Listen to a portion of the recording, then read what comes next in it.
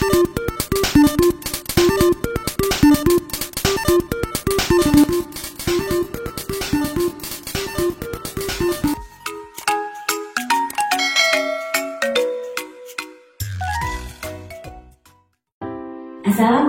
warahmatullahi wabarakatuh. Halo generasi cerdas Indonesia, siswa-siswi kelas 9. Gimana kabarnya hari ini? Semoga kita semua diberi kesehatan dan dilindungi oleh Allah Subhanahu wa Ta'ala. Amin, amin ya Rabbal Alamin. Baiklah Ananda, untuk pertemuan hari ini kita awali dengan membaca basmalah. Bismillahirrahmanirrahim. Ini adalah pertemuan ketiga kita di bab 6, bela negara dalam konteks Negara Kesatuan Republik Indonesia untuk kelas 9 SMP. Dengan kompetensi dasar 3.6, mengkreasikan konsep cinta tanah air atau bela negara dalam konteks Negara Kesatuan Republik Indonesia. Materi pokok: ancaman terhadap Negara Kesatuan Republik Indonesia. Bangsa Indonesia terdiri atas berbagai suku bangsa dengan latar belakang budaya yang berbeda-beda. Keanekaragaman itu seharusnya dapat menjadi sebuah kekuatan yang dahsyat untuk menangkal semua gangguan atau ancaman yang ingin memecah belah persatuan bangsa. Namun, ada kalanya perbedaan suku bangsa ini dapat menjadi sumber konflik yang dapat menyebabkan perpecahan sehingga menjadi ancaman bagi Negara Kesatuan Republik Indonesia. Nah, apa itu ancaman? Ya, ancaman adalah setiap usaha atau kegiatan baik dari dalam negeri maupun luar negeri yang dinilai membahayakan kedaulatan negara, keutuhan wilayah negara, dan keselamatan segenap bangsa. Ancaman terhadap bangsa dan negara Republik Indonesia terdiri atas ancaman militer dan ancaman non-militer. Ancaman militer adalah ancaman yang menggunakan kekuatan bersenjata terorganisasi yang dinilai mempunyai kemampuan membahayakan kedaulatan negara, keutuhan wilayah negara, dan keselamatan segenap bangsa. Di mana ancaman militer ini dapat berbentuk: pertama, agresi, yaitu penggunaan kekuatan bersenjata oleh negara lain terhadap kedaulatan, keutuhan wilayah, dan keselamatan suatu bangsa.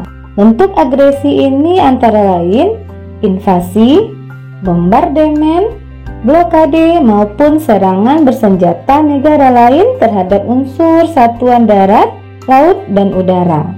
Kedua, pelanggaran wilayah yang dilakukan oleh negara lain yang menggunakan kapal maupun pesawat non-komersil. Ketiga, spionase yang dilakukan negara lain untuk mencari dan mendapatkan rahasia militer. Keempat, sabotase untuk merusak instalasi penting militer dan objek vital nasional. Kelima, aksi teror bersenjata yang dilakukan oleh jaringan terorisme internasional. Keenam, pemberontakan bersenjata. Ketujuh, perang saudara yang terjadi antara kelompok masyarakat yang bersenjata dengan kelompok masyarakat bersenjata lainnya. Ancaman non-militer adalah ancaman yang tidak menggunakan kekuatan bersenjata, tetapi apabila dibiarkan akan membahayakan kedaulatan negara, keutuhan wilayah negara, dan keselamatan setiap bangsa. Ancaman non-militer dapat berbentuk: pertama, imigrasi gelap. Kedua, penyelundupan. Ketiga, penyalahgunaan narkoba. Keempat, korupsi, kolusi, dan nepotisme atau KKN. Kelima, perusakan lingkungan. Keenam, kemiskinan. 7, kebodohan. 8, lunturnya persatuan dan kesatuan bangsa. Serta 9, derasnya arus budaya asing yang masuk ke Indonesia sebagai dampak globalisasi. Jika dilihat dari asal wilayah atau berdasarkan sumbernya, Ancaman terdiri atas ancaman dari dalam negeri dan ancaman dari luar negeri. Ancaman dari dalam negeri adalah bentuk ancaman yang datangnya atau bersumber dari pihak internal atau dalam negeri.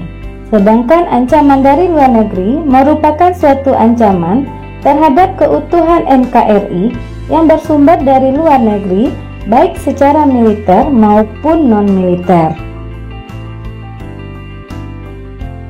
Potensi ancaman yang dihadapi NKRI dari dalam negeri antara lain: pertama, disintegrasi bangsa melalui gerakan-gerakan separatis berdasarkan sentimen kesukuan atau pemberontakan akibat ketidakpuasan daerah terhadap kebijakan pemerintah pusat.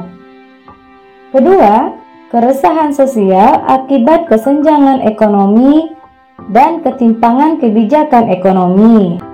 Ketiga, upaya penggantian ideologi Pancasila dengan ideologi lain yang ekstrim. Keempat, makar atau penggulingan pemerintah yang sah dan konstitusional. Kelima, potensi konflik antar kelompok atau golongan, baik perbedaan pendapat dalam masalah politik, konflik akibat pilkada maupun akibat masalah SARA. Keenam, kesenjangan ekonomi, pemerataan pendapatan yang tidak adil antar kelompok dan antar daerah. Ketujuh, penyalahgunaan narkoba, pornografi, dan pornoaksi, pergaulan bebas, tawuran, dan lain-lain. Ancaman dari luar negeri pada saat ini yang paling perlu diwaspadai adalah ancaman non-militer. Dengan berakhirnya Perang Dingin, maka ancaman militer semakin tidak menjadi perhatian. Namun, tidak berarti ancaman militer tidak terjadi, seperti pelanggaran wilayah oleh pesawat atau kapal perang negara lain. Potensi ancaman dari luar lebih berbentuk ancaman non-militer. Di antaranya, pertama, ancaman terhadap ideologi merupakan ancaman terhadap dasar negara dan ideologi Pancasila. Kedua, ancaman terhadap politik ditunjukkan dengan ikut campurnya negara lain dalam urusan dalam negeri Indonesia. Ketiga, ancaman terhadap ekonomi dalam era perdagangan bebas perlu diperhatikan. Keempat, ancaman terhadap sosial budaya dilakukan dengan menghancurkan moral dan budaya bangsa melalui disinformasi, propaganda, peredaran narkoba, film-film porno, atau berbagai kegiatan kebudayaan asing yang dapat mempengaruhi bangsa Indonesia, terutama generasi muda. Kelima, ancaman terhadap HANKAM antara lain berupa pelanggaran wilayah oleh kapal atau pesawat militer negara lain, peredaran narkoba internasional, kejahatan internasional, kehadiran kelompok asing yang membantu gerakan separatis, dan sebagainya. Baiklah Ananda, selesai sudah pembelajaran kita pada hari ini. Semoga apa yang sudah kita pelajari dapat bermanfaat dan bisa kita terapkan dalam kehidupan kita sehari-hari. Tetap semangat dan lakukanlah hal-hal yang positif. Dan kita akhiri pembelajaran hari ini dengan mengucapkan hamdalah. Terima kasih.